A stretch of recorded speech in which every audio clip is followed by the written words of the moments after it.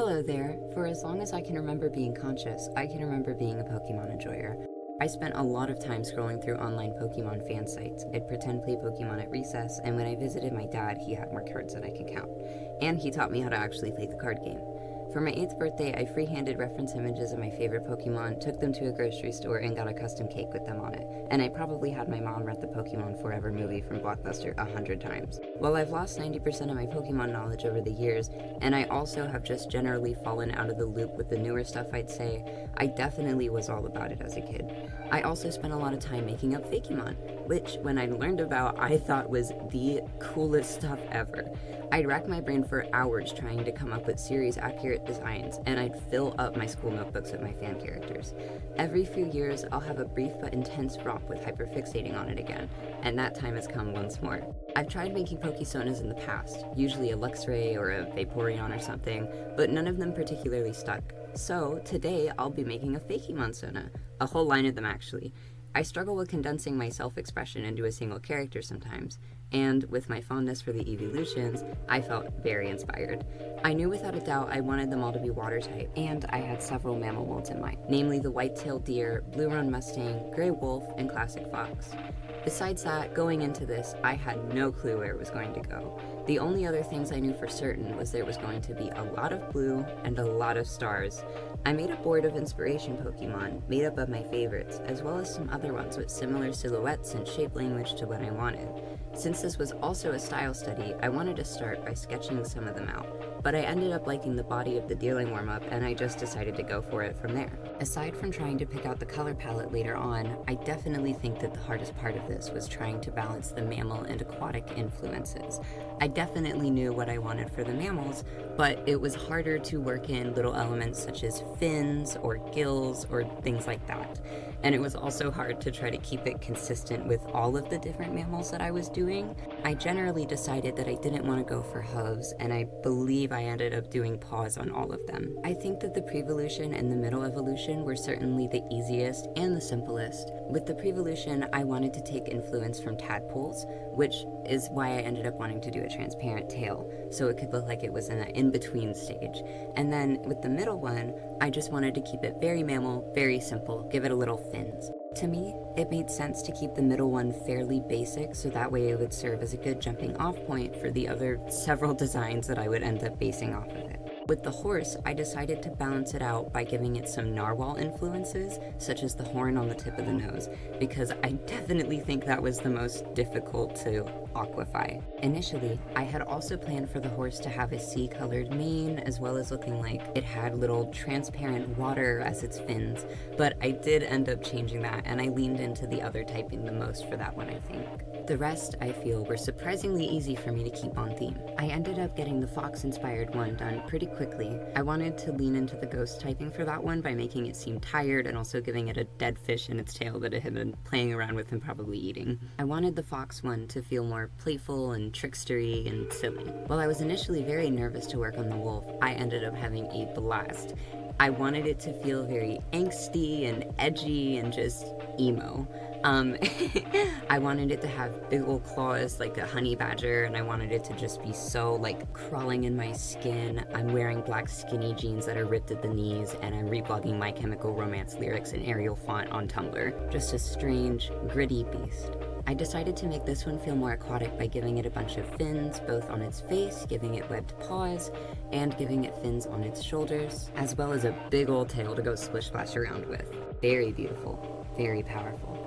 I also took inspiration from mermaids for the tail, as well as my own pony Sona, who has a very similar situation going on, which, you know, in a way ties it back to unicorns, because that is what his tail is inspired by. The deer-inspired evolution also ended up being significantly easier than I thought it would be. I was a little worried I wouldn't be able to execute it how I wanted to at first, but, spoiler alert, it is definitely one of my favorites from this project. I decided to make its antlers look like coral, and its tail like a seahorse's.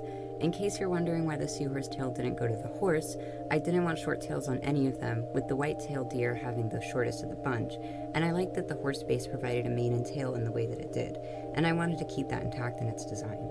I was also worried that the deer felt the least aquatic of the group. Not sure how to explain that, but it just did. so I thought it'd be fun to do a more visible division from the source mammal. I also went ahead and continued the trend of paws, fins, weird little gills, and I covered it in starfish. I think it is so cute when Pokemon have little buddies baked into their design, and I had so much fun working the fish into the fox-inspired one, I thought I'd continue the trend here. The design also felt a bit bland, and I just wanted to give it some more pizzazz, as well as tying it back into that water typing. It probably gets covered in them when it's out swimming. I like to think of their relationship like birds sitting on a rhino. I ended up adding a lot more than I thought I would because this design felt exceptionally lacking in stars, and I just couldn't have that happen. So, with these guys done, I gave it a once over and decided to move on to the color palettes. Strap in though, this part is going to be rough. I'll give you a minute to prepare while I played musical chairs with my set of freaks. I set up my initial palette of maybes just to get an idea for the colors I wanted. It does not even remotely stay the same, oh my god. I was literally all over the place with this. Like, at a certain point, I was about to claw my eyes out over it, I swear. Point is, it will absolutely change from this first concept as things tend to do. I knew I wanted the colors to be the most contained with the pre-evolution because if I put too much on my base, I felt like I'd struggle to redistribute and build on it, which I still did struggle with anyways, but it did help. I wanted to keep it simple and sweet and save the complex, more multicolored palettes for later evolutions. Here is where the true struggling began. For the middle evolution, I was feeling particularly inspired by fawns for its coat, and I thought it'd be fun to make little constellations with its spots. However, that proved to be far too busy for what I was going for, so I scratched that and tried to simplify. But not after a lot of trial and error just to be 100% sure I was in fact not rocking with it. But it became too frustrating, and I realized it was because I already had so much going on. I just had to let the silhouette speak a bit more. I was at a loss for what to do with the colors for a good while, but I knew I liked taking inspiration from real-life mammal coats with counter shading, dark on top of the coat and then lighter on the bottom. After I worked that out and found a decent way to distribute the colors, I moved on to this behemoth. Oh my god, this one strayed the furthest from what I had in mind for sure. But I'm glad I stuck to it because, don't tell the other ones, but this one is my favorite. It's hard to pick just one that feels the most me, because that's inherently the point. They're all facets of myself. But this one takes the cake. Like, are you kidding? It's literally me. Like, guys, I'm having past life memories of galloping around as some big horse-adjacent freak in Horseshoe Plains. I'm feeling the freaking wind in my mane right now. I had a lot of fun taking notes from Belisara and My Little Pony designs for this one, and I really hope it shows. I'm super happy I went with the narwhal inspiration for this one. I always love working in some classic unicorn rumor origin into a design. I've always expressed myself a lot through my hair, so I really wanted to do something special with this. Again, I wanted its tail to look like waves or ocean water at first. However, as I kept trying to force it to work for this design more and more, the less it actually did. I thought about the elements I liked in my favorite Pokemon and quickly realized there were way too many colors. I needed to limit the palette bad because I was getting a little crazy. So I stopped trying to force the gradient and dialed it back a little. It was just what I needed. Like, I'm obsessed. Oh my god, it's my favorite. It isn't done yet here, but don't worry about it. I will be back. I was just doing some pondering while working on the deer. Trust.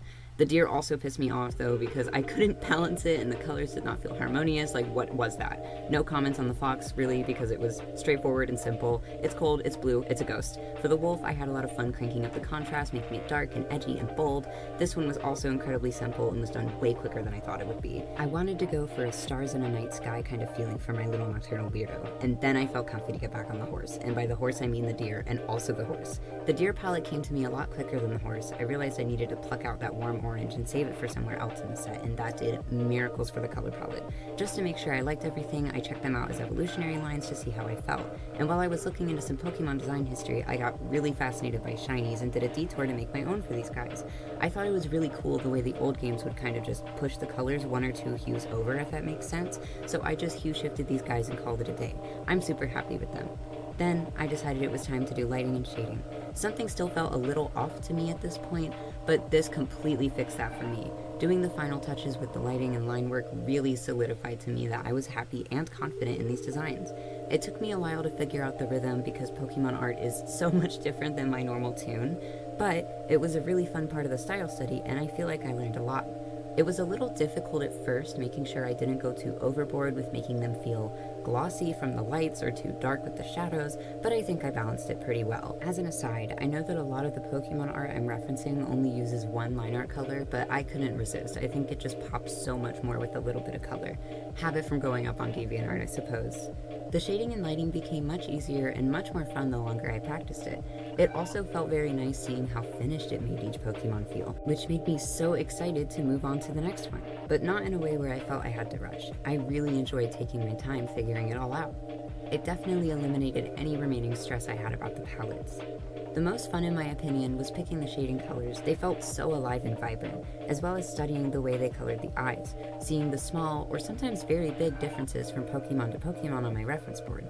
My biggest inspiration was easily Vaporeon for the eyes on all of them. Also Ponyta, I guess. Studying both of those things also felt very easily transferable to my art, and I'm excited to pepper in those influences when I do more cartoony stuff in the future. Working on this definitely helped remind me of my love for this series, and it was nice to appreciate the creature design and see how cool each unique Pokemon really is. It's been hard for me to enjoy Pokemon as of late, which is probably a direct cause of the fact that last summer I couldn't talk about anything Pokemon without weird card scalper bros in my ear, like, oh my god. They also set up a lot of those Pokemon card machines near me at that time, and I'm gonna be real, guys, it was mad disheartening to see the attitude shift towards Pokemon collecting. Not to sound like a boomer or anything, but I don't know, it just makes me sad. As a kid, I remember being so excited to encounter a set of cards while at the store than to trade my friends to help each other build our collections. It just feels like when I try to talk about Pokemon to people now, it's just like people microdosing on gambling, and like, yes, the card aspect is all gambling in a way, sure, but like, guys, me and my roommates watched our yard get filled with littered Pokemon cards because one of our neighbors straight up opened a ton of packs and then threw like all of them on the ground because they weren't like $100 rares. It can make you feel a bit cynical. So I don't know. It felt nice to reconnect with my love for the series itself with this project. And don't get me wrong, Nintendo is the worst. I am not trying to suck up to them by any means, LOL. It's definitely a different vibe around Pokemon at this day and time than it was in, say, the day that Pokemon Go launched. That shit was crazy. So, of course, with all things, there is no objectively wrong or right way to enjoy anything, but like, Pokemon has kind of become consumerism final boss, you guys. I don't know, it's not as fun lately to talk about with other people anymore, I feel like. But like, ultimately, what are you gonna do? It felt very nice to remind myself why I enjoy this series, and, you know, I don't want other people's modes of play, or lack thereof, to affect the love that I feel for this series and just the way that I cherish it. You know, I can still appreciate it for what it is, how I appreciate it. All that being said, I did start to feel a bit stir-crazy working on this project, so I had to fuck off and do some other stuff on the screen for a minute, so don't worry about that. It's gonna happen a few more times. Like, yeah, don't worry about that. Sometimes you just gotta get the zoomies out, what can I say? And so, for those of you who have noticed that we are currently about 12 minutes into the video, and this is an 18.5-minute video, I have something to say about that. I got a little bit greedy, and although I am very happy with these designs, I wanted more. And so while I was working on, you know, finishing up the line art and the shading and the lighting, I was also brewing a little sinister potion in my mind. And by that, I mean more, because again, I am greedy, and I did want more. I knew what animals I wanted at this point. I wanted the next mammal mold to be a big cat, because, oh my god, how did I not have a big cat already? And then I wanted the other one to be an otter because, well, of course, it's oiter. And so the next hurdle became, what types do I have left that I can actually apply to these Pokemon? Because I did not want them to be just water types. I already had 2 of those. And so, you know, I gathered my references, I made sure that none of the types would like conflict with one another, checked out some stuff that was water and ice type, and then checked out some stuff that was water and dragon type, and I was like, you know what? Say no more. I know what I'm gonna do.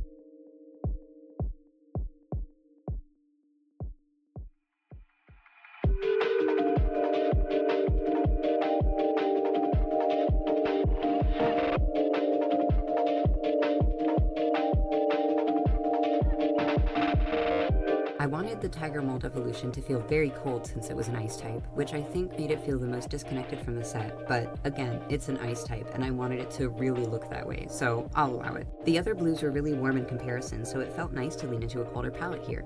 I ended up really liking how it stood out against the rest. Also, Dragonair turns into Dragonite. Does it look like I give a fuck? Nothing matters. It was very hard to not overcomplicate the design with all the stripes, and I was definitely treading on thin ice with that, but I think I managed. All the stripes made me think about shooting stars, so I tried to incorporate that into its design. For the otter mold evolution, I wanted this ridiculously cute, so adorable you get cuteness aggression and want to chuck it at the wall feeling, so I took inspiration from various blind box collectibles as well as some vintage plushies. Just a cute little thing. I would love to squeeze it like my hands are a hydraulic press. Because I ended up making these extra guys and I didn't feel like making shinies for them, I'm not going to showcase the shinies from before. I think that was just a fun little detour. Also, I could not stop thinking about the little frosting head cat when I looked at the tiger's face. Like, aw, I want to scoop it up and put it on a waffle cone. It's like a little soft serve ice cream. Designing these two definitely felt like it went by the quickest. I was feeling a lot more confident in the designs in general, and it was easy to clearly see in my mind's eye what I wanted with them before they popped into existence. Since their forms were so simple, the shading, lighting, and line art didn't take too long either.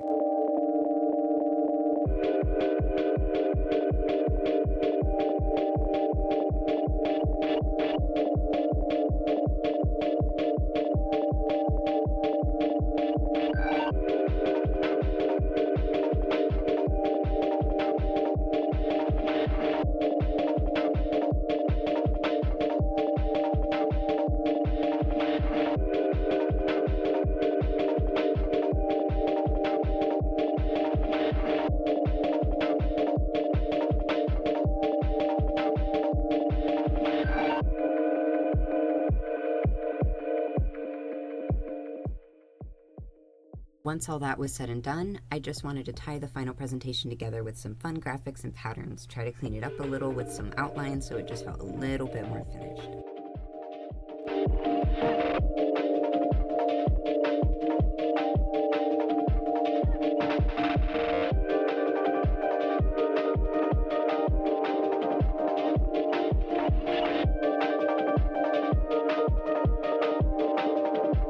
And with that, I was finally done. Hooray!